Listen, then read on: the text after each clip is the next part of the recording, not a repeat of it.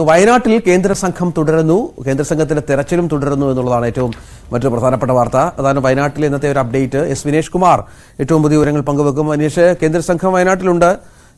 എന്താണ് അവരുടെ ഇന്നലെ നമ്മൾ മനസ്സിലാക്കുന്നത്? കൂടുതൽ കേന്ദ്ര സഹായത്തിനായുള്ള ഒരു അഭ്യർത്ഥന കേരളത്തിന്റെ ഭാഗത്തു നിന്നുണ്ടായിട്ടുണ്ട്.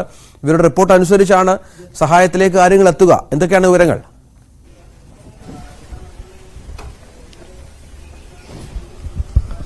രഞ്ജിത്ത്, കേന്ദ്ര സംഘം ഇപ്പോൾ മൂന്നാമത്തെ ദിവസവും വയനാട്ടിൽ തുടരുകയാണ്. 31 വരെ ഇവിടെ കേന്ദ്ര സംഘം ഉണ്ടാവും. ദുരന്തബാധിത പ്രദേശങ്ങൾ കഴിഞ്ഞ 2 ദിവസങ്ങളായി ദുരന്തബാധിത പ്രദേശങ്ങൾ സന്ദർശിച്ചിരുന്നു. അതുപോലെ തന്നെ ഇവിടെ ദുരന്തബാധിതരായ ആളുകളെ കാണാനും അവരുടെ ഒരു ജീവൽ പ്രശ്നങ്ങളും ഒപ്പം തന്നെ അവരുടെ ജീവിതോപാധിയുമായി ബന്ധപ്പെട്ട വിഷയങ്ങൾ, പുനരധിവാസം ഉൾപ്പെടെയുള്ള കാര്യങ്ങൾ ചർച്ച ചെയ്യും. അതിനുശേഷമായിരിക്കും ഈ 31 വരെ ഇവിടെ വയനാട്ടിലുണ്ടാവും. 31 ശേഷം ഡൽഹിയിലേക്ക് തിരിക്കും. അവിടെ നിന്നായിരിക്കും വളരെ സമഗ്രമായ ഒരു റിപ്പോർട്ട് കേന്ദ്ര സംഘം കൈമാറുക. 17 വകുപ്പുകളിലെ ഉദ്യോഗസ്ഥരാണുള്ളത്, അവരുടെ പ്രതിനിധികളാണുള്ളത്. ഇവിടെ നിന്നുള്ള, അതായത് ഇവിടെ രൂപീകരിച്ചിരിക്കുന്ന ദുരന്ത നിവാരണ വിഭാഗമുണ്ട്, അവരും ഇവരെ സഹായിക്കുന്നുണ്ട്, അതായത് കേന്ദ്ര സംഘത്തെ സഹായിക്കുന്നുണ്ട്. കഴിഞ്ഞ ദിവസങ്ങളിൽ മുണ്ടക്കൈ, പുഞ്ചിരിമട്ടം, അതുപോലെ തന്നെ ചൂരൽമല ഭാഗങ്ങളിൽ ഈ കേന്ദ്ര സംഘം സന്ദർശനം നടത്തി. അവിടുന്ന് കൃത്യമായ പഠനം തന്നെ നടത്തുന്നുണ്ട്. കാരണം ഈ ആളുകളുടെ പുനരധിവാസത്തിനൊക്കെ വലിയ ഫണ്ട് ആവശ്യമാണ്.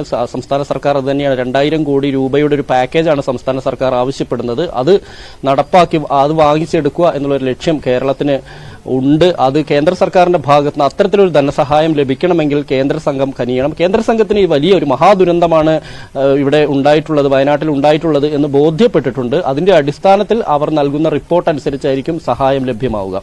ഒപ്പം തന്നെ തെരച്ചിൽ, അനുകൂല കാലാവസ്ഥയാണെങ്കിൽ മാത്രമാണ് തെരച്ചിൽ ഉണ്ടാകുന്നത്. തെരച്ചിൽ ഇപ്പോൾ ഈ മഴയുണ്ട് സ്ഥലത്ത്, ഈ പ്രദേശത്ത് മഴയും അതുപോലെ തന്നെ മഞ്ഞും കോടയും എല്ലാം തന്നെ ഉണ്ട്. ഈ ഒരു സാഹചര്യത്തിൽ, ഇങ്ങനെയൊരു സാഹചര്യത്തിൽ തെരയാനുള്ള സാധ്യത ഇന്ന് കുറവാണ്. തെരച്ചിൽ തുടങ്ങുകയാണെങ്കിൽ 9 മണിയോടുകൂടി തന്നെ തെരച്ചിൽ ആരംഭിക്കും.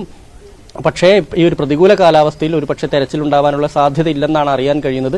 തെരച്ചിൽ നിർത്തിയിട്ടില്ല, ഭാഗികമായി തെരച്ചിൽ നടക്കുന്നുണ്ട്.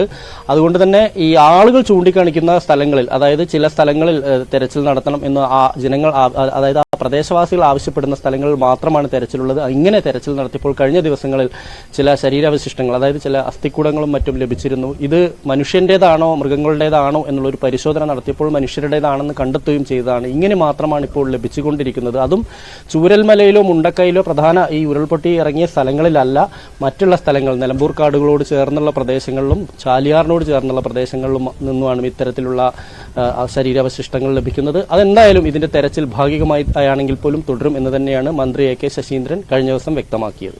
രഞ്ജിത്ത്, വിനേഷ് കുമാറാണ് വിവരങ്ങൾ പങ്കുവച്ചത്. നമ്മളിനിയിപ്പോൾ ഓണം ഇങ്ങെത്തി. ഓണത്തിന്റെ ഒരുക്കങ്ങളാണ് എല്ലായിടത്തും. ഇത്തവണ വയനാട്